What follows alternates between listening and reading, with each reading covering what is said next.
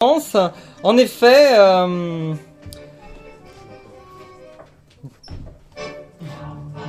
et oui, les premiers invités arrivent.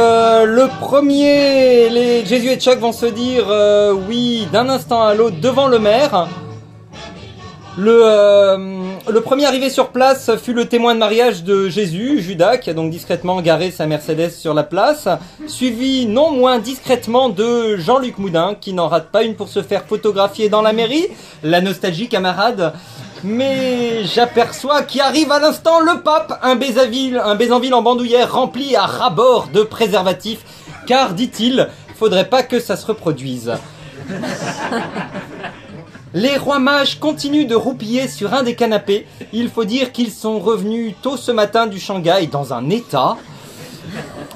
Marie-Madeleine est là aussi. Peu de temps avant, des rugbyman lui avaient rendu un vibrant hommage dans le couloir en chantant son hymne « Marie-Madeleine, pied de cochon ». Puis elle avait disparu avec la joyeuse bande pour faire connaissance, dit-elle. Elle n'est revenue que tout à l'heure souriante et plutôt bien mise. Un moment, pour une obscure histoire de biscottes et de pinards, Jésus a menacé de faire une scène. Aussitôt, les 12 potes ont déplié les tables de camping de chaque côté dans la salle des illustres en prenant un air miséricordieux, ce qui a courroucé Chuck, qui a cassé les 6 tables rien qu'en les regardant. Les gars ont compris et après lui avoir parlé en vain comme une chanson de Goldman, ont ramassé leurs dents.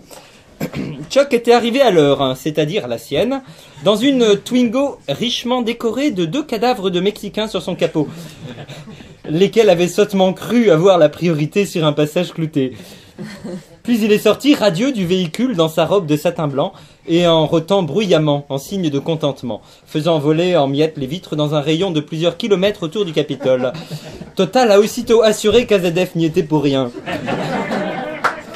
Puis Chuck a regardé un serveur du Florida qui lui a servi un café en moins de 10 minutes à un prix raisonnable. Il est ensuite monté sobrement dans la salle des illustres, rebaptisée pour l'occasion salle des gens quelconques, eu égard à son rang.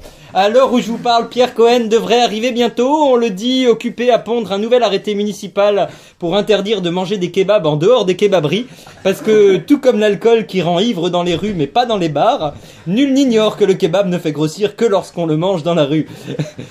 Pierre Cohen a par ailleurs demandé à Chuck Morris s'il pouvait l'aider à clôturer les travaux rue Alsace-Lorraine rapidement, tandis que Jean-Luc Moudin lui a demandé s'il pouvait le faire réélire. Chuck les a calmement redirigés vers Jésus pour les miracles.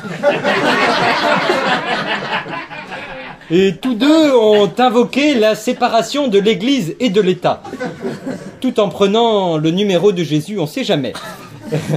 Pour l'instant, on en est là. Je vous recontacte dès qu'il y a du nouveau. Mais je crois qu'on a un reportage pour l'instant pour patienter dans les familles respectives de Chuck et de Jésus. C'est bien ça? Oui, en fait, moi, je suis une proche de la famille Christ. Et je voudrais vous raconter en fait la vraie histoire. Qui étaient vraiment les parents de Jésus? J'ai écrit un texte à ce sujet pour pas perdre le fil. Voilà. Donc j'ai intitulé ce texte « L'avant Jésus-Christ ou l'histoire de parents irresponsables ».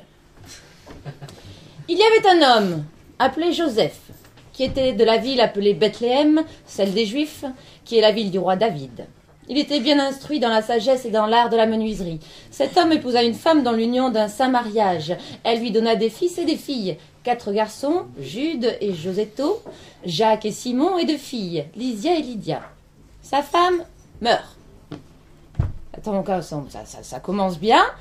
Jésus est né d'une seconde main. Tandis que Joseph vivait dans le veuvage, Marie, bonne et bénie en toute manière, se trouvait, elle, dans le temple, s'y acquittant de son service dans la sainteté. Elle avait atteint l'âge de 12 ans, ayant passé 3 années dans la maison de ses parents et 9 ans dans le temple du Seigneur. Alors les prêtres se dirent « Cherchons un homme de bien pour la lui fiancer. » Là, Marie a 12 ans. On dirait bien que la pédophilie vient de très loin dans l'histoire du christianisme. Je n'en rajouterai pas plus. Bien. En ce même temps, ils convoquèrent la tribu de Juda, qu'ils avaient choisie parmi les 12 tribus du peuple en tirant au sort les noms des 12 tribus d'Israël.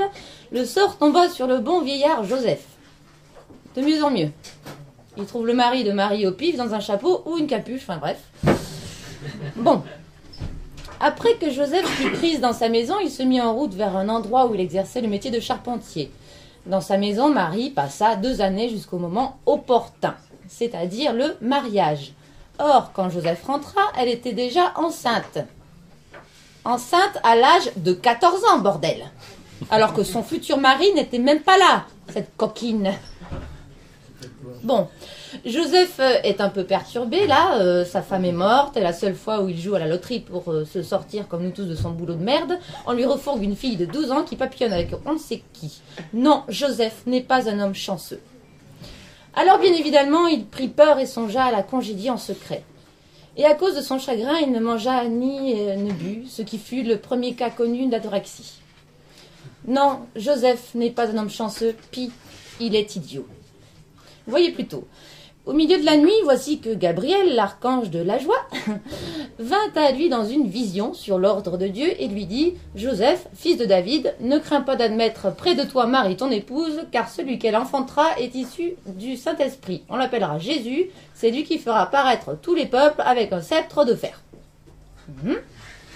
Et l'ange s'éloigna de lui. Joseph se leva de sa couche, il fit comme l'ange du Seigneur l'avait ordonné et reçut Marie près de lui.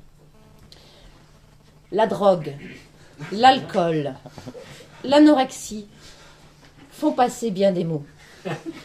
Enfin bon, Marie la coquine est sauvée de justesse par un cocktail effroyable qui conduisit Joseph dans de profonds troubles schizophréniques. Ouf pour elle. Si seulement cela s'était arrêté là. Les troubles de Joseph s'amplifièrent et ils décidèrent de partir de la maison familiale pour se faire enregistrer sur les listes de Bethléem. Faire voyager une pauvre fille de 14 ans enceinte jusqu'au cou à dos d'âne, c'est quand même pas la meilleure façon d'assurer un bon accouchement. Alors voilà, Marie est sur le point d'accoucher sur le trajet du retour. Oh, une étable! Quelle bonne idée pour un accouchement à risque! Tout le monde sait qu'une étable est parfaitement désinfectée. Aucun risque de maladie nosocomienne, ceci dit. Tant bien que mal, elle accouche. Mais en plus d'être une salope, cette grosse feignasse ne trouve pas mieux pour s'occuper du nouveau-né qu'un âne et un bœuf. Elle avait qu'à lui faire un câlin si elle avait peur qu'il ait froid. Enfin, on ne met pas un nouveau-né sous des animaux qui bavent. Personne ne dit mot. Même les 3 tontons du petit qui lui amènent en cadeau de l'or, de la myrrhe et de l'encens. Quel beau cadeau pour un enfant, ils auraient pu peut-être lui offrir Sophie la girafe, un bavoir ou un doudou. Non. Mais en même temps, avec des parents pareils, un peu d'argent, une gomme et du Febreze, finalement, c'est pas plus mal. Alors, reprenons parce que ce n'est pas fini. Le Jojo, avec tout ce qu'il prend, il a une nouvelle apparition. Et oui, il fut averti par je sais pas qui qu'Hérode voulait tuer son bébé. Schizophrénie profonde, paranoïa. Le bon Joseph pète un câble et emmène toute sa tribu direction l'Égypte. 322 km à dos d'âne. J'ai vérifié sous Google Maps, ça fait ça. C'est dire si Jésus a été secoué. Ils auraient pu s'installer là-bas, refaire leur vie. Non! À la mort d'Hérode, ils retournent chez eux, enfin à Nazareth, qui est situé encore plus loin que de Bethléem, ce qui nous fait, pour un enfant en bas âge, environ un total de 700 km à dos d'âne. Non, Joseph n'est pas un homme chanceux, intelligent et sage, comme on vous le dit dans les livres. Et l'on peut facilement maintenant comprendre, je pense, pourquoi Jésus est devenu Jésus. Et nous retrouvons à présent dans la synaglise noristique le père, je sais plus comment, pour le mariage de ces 2 tourtereaux, dès que j'aurai retrouvé ma fiche. Une émission qu'elle est professionnelle. Tic-tac, tic-tac. Mes amis, mes frères, mes sœurs, mon Dieu, si nous sommes tous réunis dans cette synaglise, c'est pour célébrer la victoire de l'amour à travers l'union de Jésus, le fils du patron, et de Chuck Morris, le père du patron.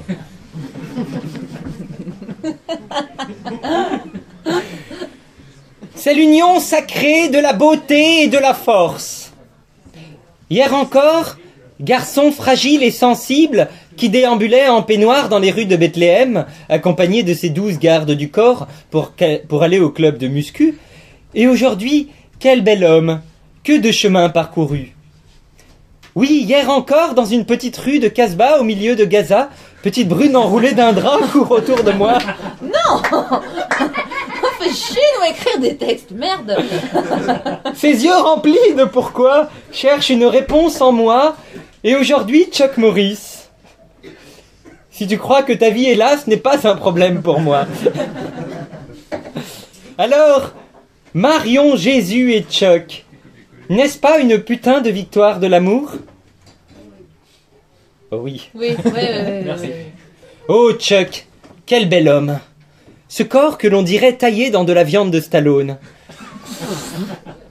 Ce regard droit, ce sourire délicat de l'homme habitué à mâcher sa canette quand il a fini son coca. Et le brushing de MacGyver, s'il avait été comptable. Au Muscu Club de Bethléem, il nous faisait tous craquer avec ses petits yeux rieurs, sa fesse ferme et son verbe précis. Toujours droit dans ses Santiago, Chuck séduisit Jésus par son intégrité et devient vite le 13e apôtre. Dernier membre entré dans le cercle de Jésus, et aujourd'hui le premier. C'est dégueulasse. Les premiers seront les derniers, on s'en fout. Ça passe aussi par là. Oui, mes sœurs, Jésus n'était pas différent de vous. Entre tous les membres, il a choisi le plus droit. N'est-ce pas une putain de victoire du mal sur le bien?